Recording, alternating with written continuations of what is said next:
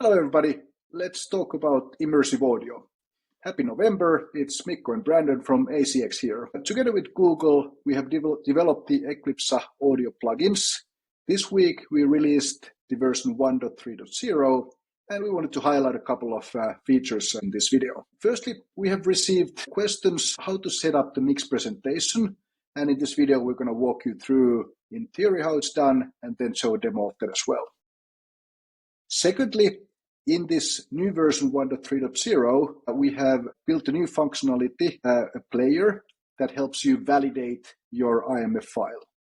So when you have built your masterpiece, of course you could earlier play it if you have IAMF compatible device like a TV or soundbar. You could have uploaded it to YouTube, but in this new release we have an easy way that you can validate that everything works as you planned. So I'm going to hand over to Brandon, and he can walk us through these new features and explain how they work. Go ahead, Brandon. Yeah, I want to talk a little bit about mixed presentation setup today. As you mentioned, we've received a little bit of feedback from people who are a little bit confused on how to set up their mixed presentations. So what I want to communicate to people is that when you're playing back Eclipsa Audio, when you're using these Eclipsa Audio players, the players are going to select a mixed presentation to be played back. So some of those players are going to let you manually select a mixed presentation to play back, and others will automatically select one for you. They might, for example, select the first mixed presentation in a mix. The IAMF standard suggests that players follow the following flowchart, essentially, to select which mixed presentation to play back. So first, mixed presentations are checked to see which tags they have. And we're going to see this later. I'm going to give a little bit of a demo to show how to add tags to the mixed presentations. And these tags are things like recorded language that you as a user might configure in your player to let it know you want to play back a specific kind of mixed presentation. For example, one that's recorded in English or one that's recorded in Finnish. If there are no tags configured, a player is then supposed to select depending on whether the user is listening to the mixed presentation with or without headphones. So if they're listening with headphones, a player is supposed to select the first mix, which contains a binaural audio element. And if they're listening with speakers, they're supposed to select the first mix, which contains an audio element matching the speaker layout that the listener is listening on. If there are no such matching mixed presentations, then finally, the mixed presentation with the single largest audio element, so this is the audio element with the most channels, is the mixed presentation the player is supposed to select to playback. So here we have a few example mixed presentations to give you guys a sense of how you might lay out mixed presentations for a mix. A very standard way of laying out this mix is targeting two separate speaker layouts. So targeting a loudspeaker layout with a loudspeaker mixed presentation, and then a headphone layout with a headphone mixed presentation. So in our first example here, you can see we have a loudspeaker mix with a 7.1 audio element, and then a headphone mix with a 5.1 binaural audio element meant to be played back using binaural playback on headphones. You might also, for example, mix for different languages. So here we have an example of two mixed presentations, an English mix and a Finnish mix. They both use the same type of audio element, but one has English vocals and one has Finnish vocals, and the mixed presentations are separated by their content language tag. There's other ways to set up your mixed presentations as well. You might set them up in custom ways for custom Eclipsa players. In this third mixed presentation here, there's an example of how you might set things up for karaoke playback, for example. We have a full mix presentation here, and this full mix presentation contains both the vocal audio and the instrument audio. And then you have a audio-only mix, which contains only the instrument audio. For example, in karaoke playback, you might want to remove the vocals for playback when other people are singing. This illustrates a few different ways you might take advantage of the mixed presentations when you're listening and playing back Eclipsa Audio, and also things to keep in mind when you're mixing it. Okay, so if you go back to the first example, headphones, which is like 5.1 binaural, so the mix is 5.1 channel based, and the binaural means that you are listening it through your headphones.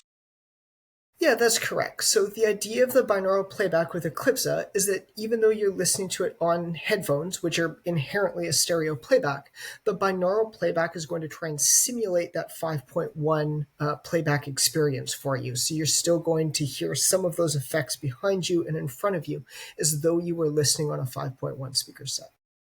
Okay, good. Makes sense. Hey, this is a good way to explain it for engineers and people who want to see flowcharts. Can we take a look at the demo and see how this works in practice? Of course.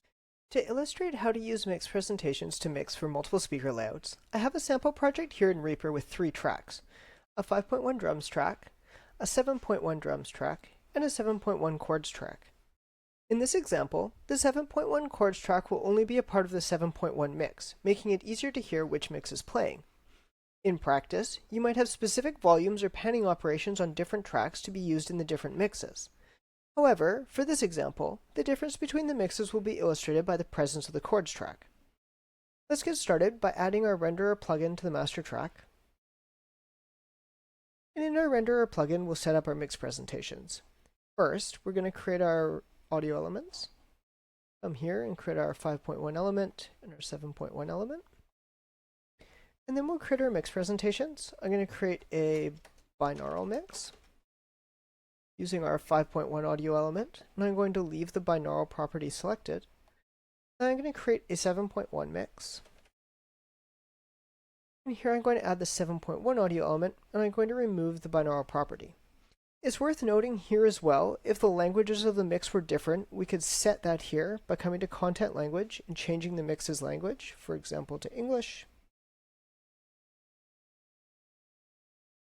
And this adds the content language tag, which the player might check to see what language is being played back for the mix. You can also add custom tags here.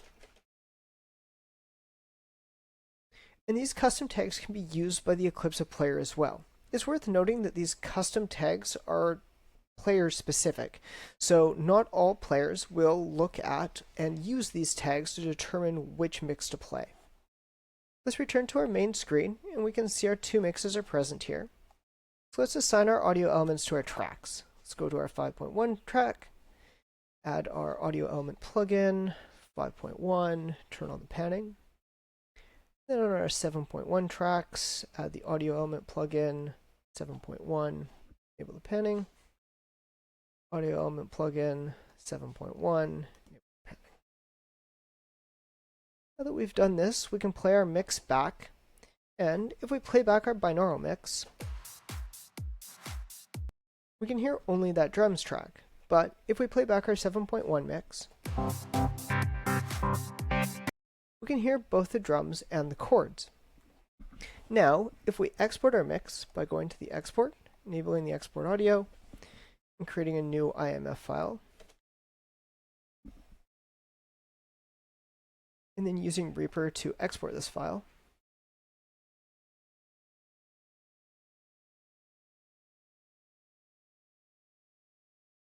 Once the export is complete, we can close this window and return to our renderer plugin. Here, we can go back to our export window and use the export validation tool to validate our IAMF file.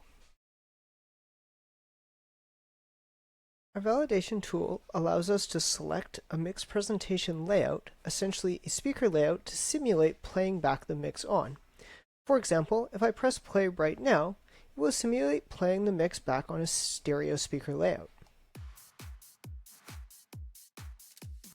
As we can hear, the 5.1 mix is selected. However, if I change the speaker layout to 7.1, we can then play back the mix and hear both the chords and drums played back. This illustrates how the 7.1 mix is selected when the speaker layout is changed. This concludes how to use mix presentations to mix for multiple speaker layouts, and how to use the export validation tool to ensure that the correct mix presentation is selected for different speaker layouts. Thank you, Brandon. Okay, so now we have seen the theory part, how this is supposed to work, and then in practice, how to set this up. I hope this has been helpful for you. At least it opened up for me how this player, for example, works. If you want to go to our webpage, here is a QR code and a link to it. You will find the plugins. You can download them from there, and there is other helpful material. We hope this has been helpful for you, and hope you have a good day. Thanks, everybody. Bye-bye.